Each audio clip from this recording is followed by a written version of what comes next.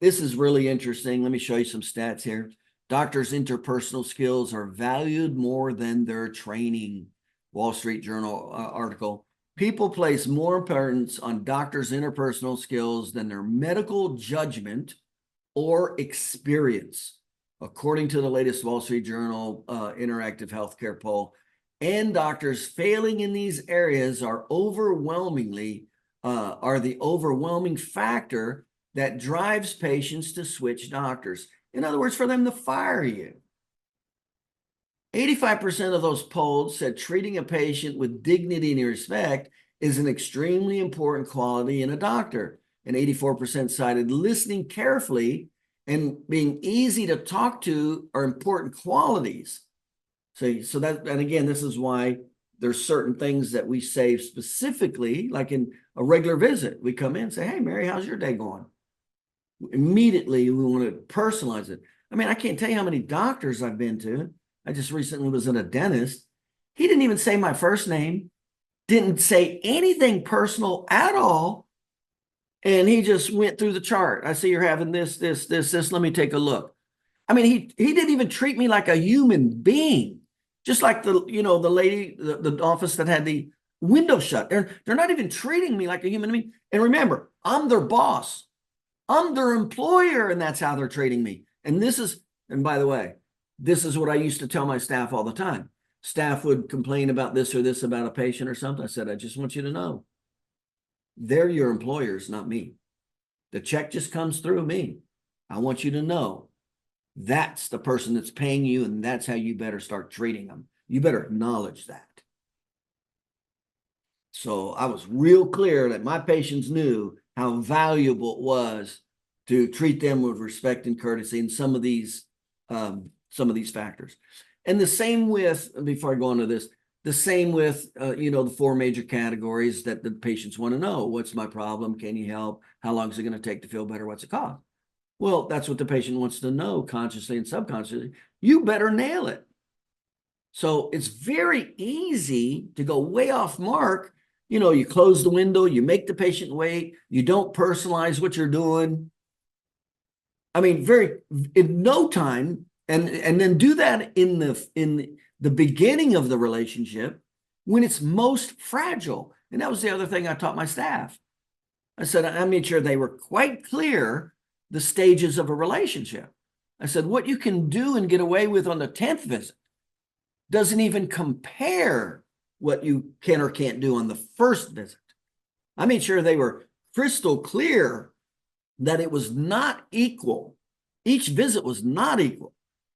So it's overwhelming that first visit in regards to paying attention to them, personalizing it, being aware of them, to the second visit, to the third visit.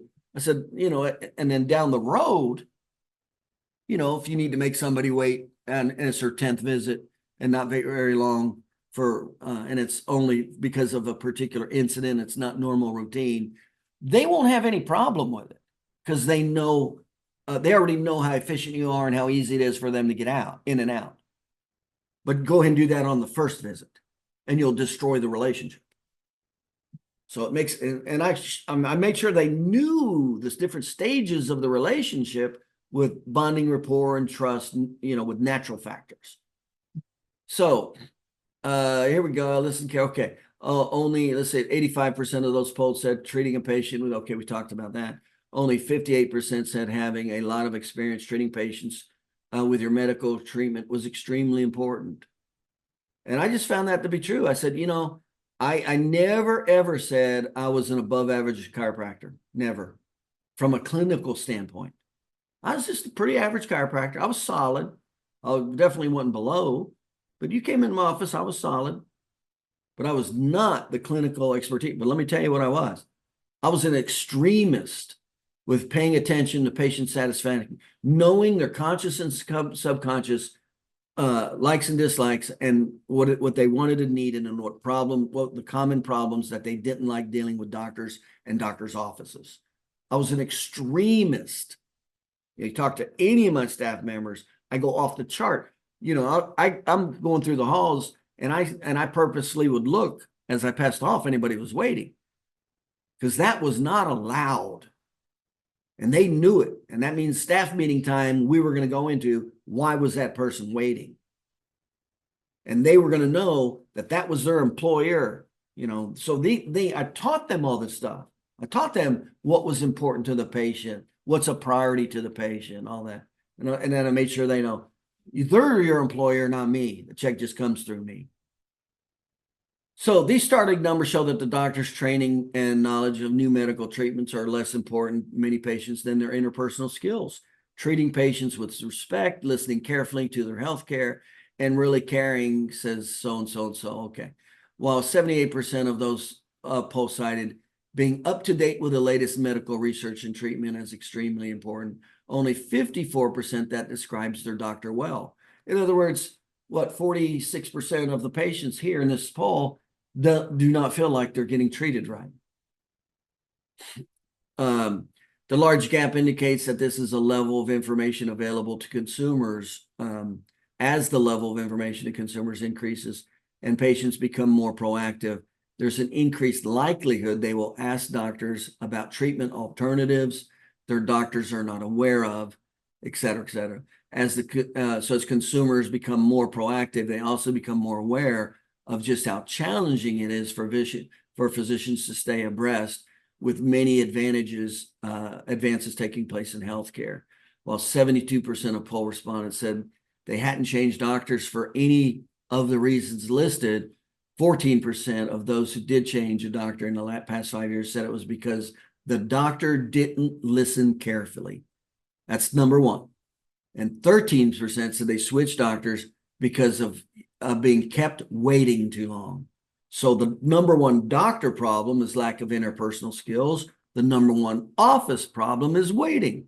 So if you go back to the 80-20 rule and you make sure there are systems in place to stop that from happening or significantly minimizing it, it has a great impact because of the 80-20 principle.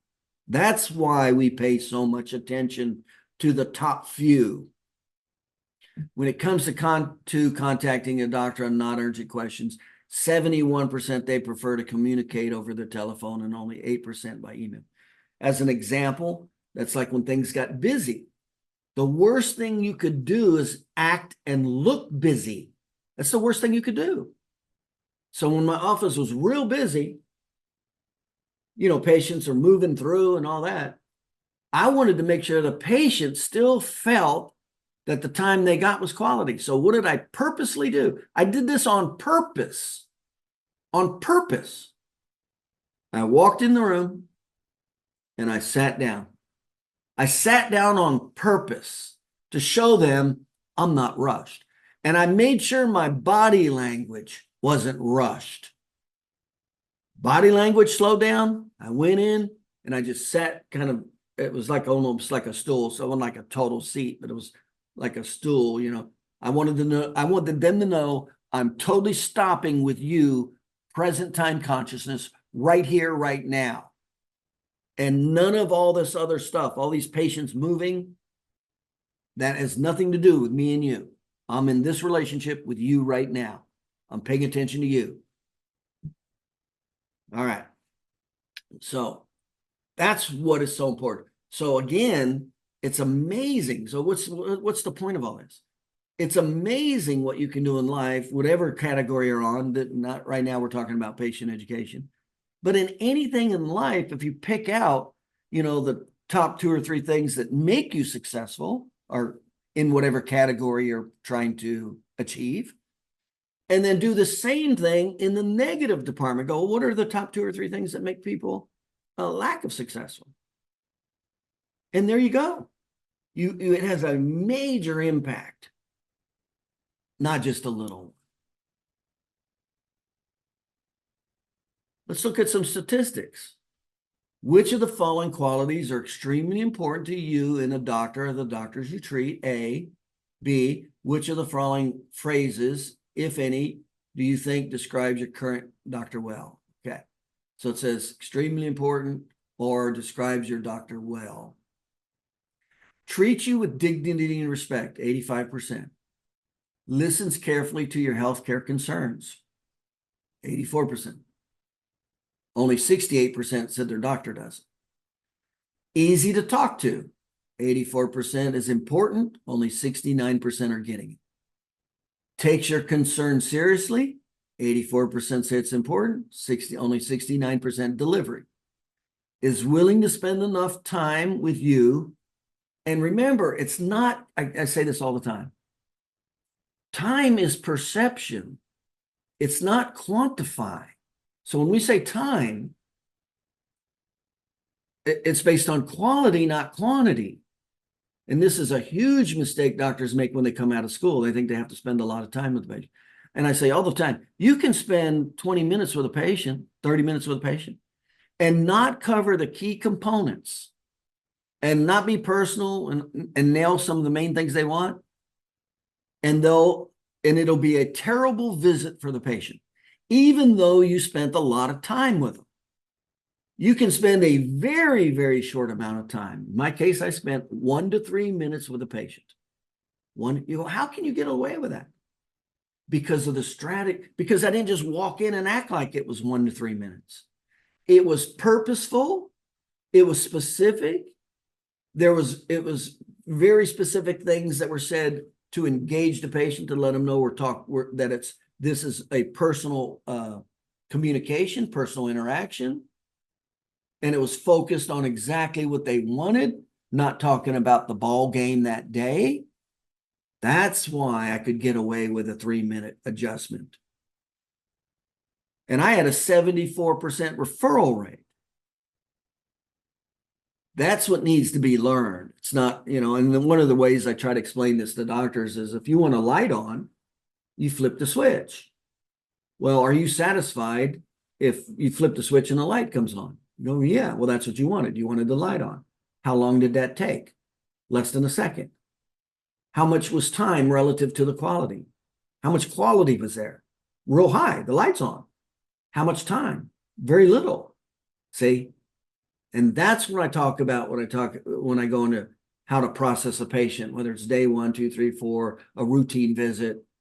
It's understanding and knowing quality, what they want and don't want, and moving in that direction versus not knowing what they do and don't want, and then just trying. And here's what gets doctors in a mess. They go for like instead of respect.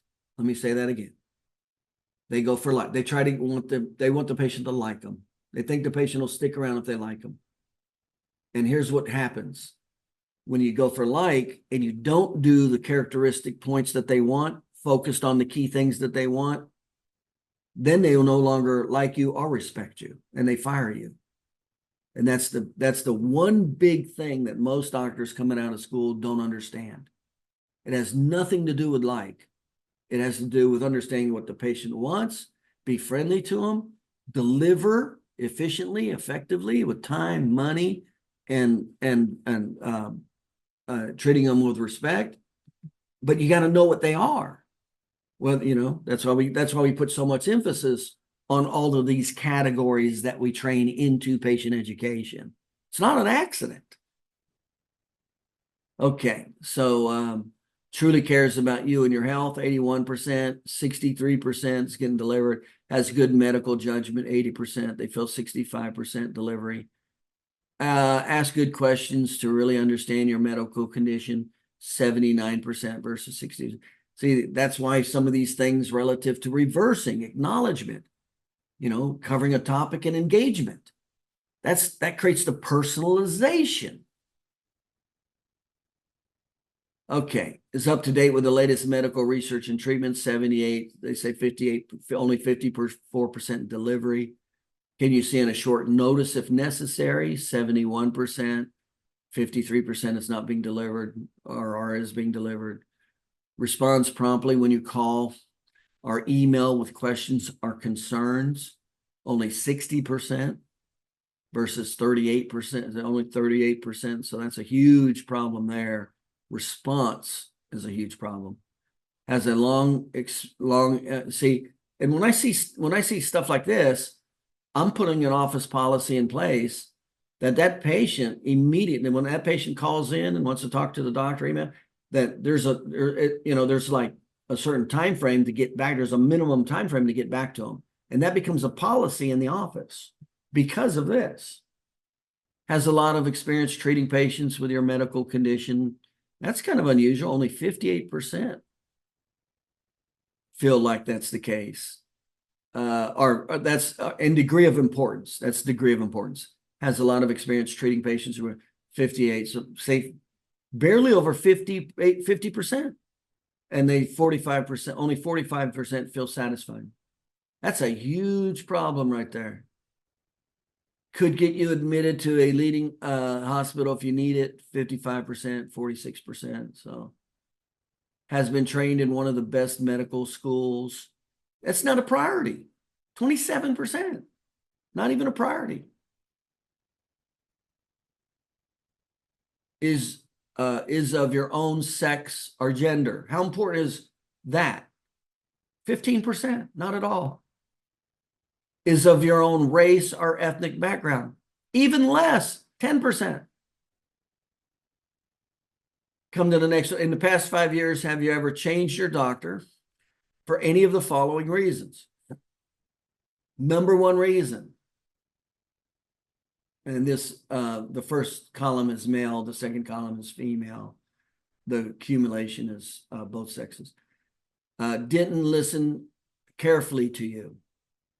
17%. That's the number one problem. That's the number one reason patients are dissatisfied with the doctor. So that's why these strategies are in place. Kept you waiting too long. That's why these strategies are in place. Remember, the average wait time is 12 minutes before somebody gets frustrated.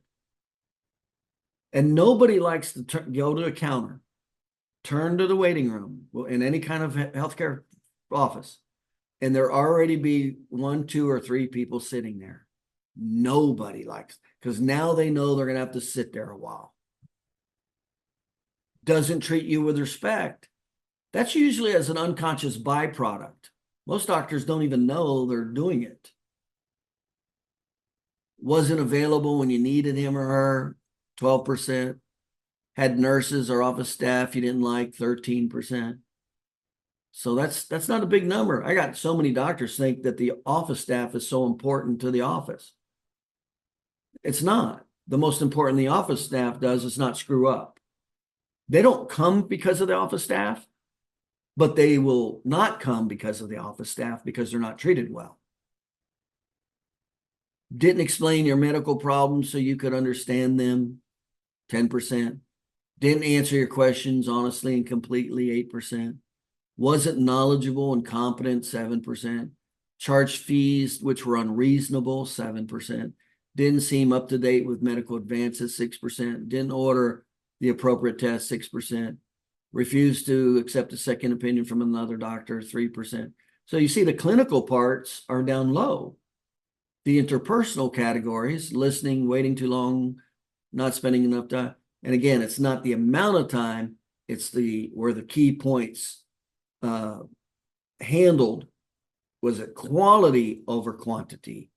That's the key. That's why I can spend 3 minutes with a patient, them totally be satisfied, and a 74% referral rate. Because I'm doing all of these things. I'm paying attention. They didn't have to wait when they come in, number one. They were acknowledged immediately right when they came in. Soon as they signed in, they immediately went back. And then I got to them immediately. Soon as I saw them, I acknowledged them personally.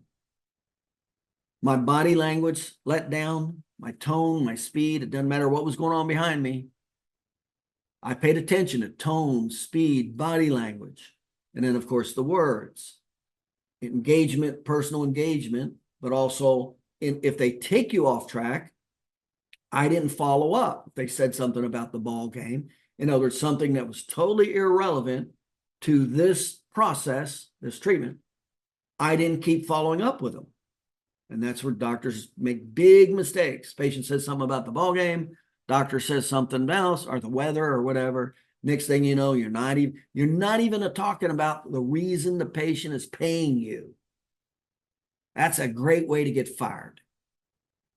So I just would acknowledge them and bring them right back to, what's my problem? Can you help? How long does it take? All that. And just nailing that down. If it's a regular visit, All right, Mary, let's go ahead and check you. So specifically listening to each of their problems, quantifying it after I personally acknowledged them. How are you doing today, Mary? Nice day outside. And then boom. All right, Mary, let's go ahead and get started. And then I just start itemizing it out. All right, Mary, how about this? How about this? All right, let's check you. I know your time's valuable, Mary. Don't say they're busy. I know you're busy. Don't do that because that sounds like you're rushing. I know your time's valuable, Mary. Let's go ahead and check you. Sit right here. Boom, boom, boom, boom, boom. This. It's a mini talk-tail exam. All right, let's go ahead and work with you. Hold right there. Boom, boom, boom, boom. All right, that went good today, Mary. All right, sounds good. Hold just a second, Mary. Let me just get this documented real quick. Soap note, boom, boom, boom, right in front of the patient. All right, Mary, great. We'll see you Friday. Hey, make sure you head over to Cindy and get your therapy. You have a great day. There's my 3-minute visit right there. Maybe 4 to 5 minutes if it was 2 regions. That was it. That was my time. And in my office, if they did not get active therapy, the goal was to have them in and out of my office in 7 minutes. The adjustment was up to 3 minutes with 5 minutes, 1 to 3 minutes. And the passive therapies, the unattended therapies were 5 minutes. Roller table, muscle stim, things like that. Now, if it's an active therapy, then that time is in there too. But if it was not an active therapy, the whole purpose of our office is to have them in and out of office in 7 minutes, nailing all those components throughout the whole process from the staff to me. And believe me, my staff was trained exactly how to interact with that patient when they came to them and when they left, and what not to do, things they shouldn't be saying, which are totally irrelevant to the patient. I can't tell you how frustrating it is when you start talking to somebody, you're talking to, an employee in a business, and next thing you know, this just happened the other day too. They are now talking, while they're dealing with you, they're now talking to the other employee. They're about their personal life, what they're doing after work or their kid's birthday. I'm like, unbelievably disrespectful. Unbelievable. See, they weren't trained. Are you training your staff members that they can't do things like that? That singular purpose is the person right in front of them that's paying them, that's paying you. That's who's cutting your check. That's who you're paying singular focus to, not everything going on in your life. So that's the message, is paying a lot of it. Of course, everybody wants to get ahead and do things that are successful. But the very first thing before you want to do something that's successful is do the few things that have a huge impact to not make you successful in whatever category that is. Find that out. It's called reverse engineering. And then that's what I did. And that's why I had all these systems in place to totally take care of stuff like, or to significantly minimize them. And I never had a patient file a complaint with me. 74% referral rate. I saw twice the national average, and I spent an average of 3 minutes with a patient because I respected this.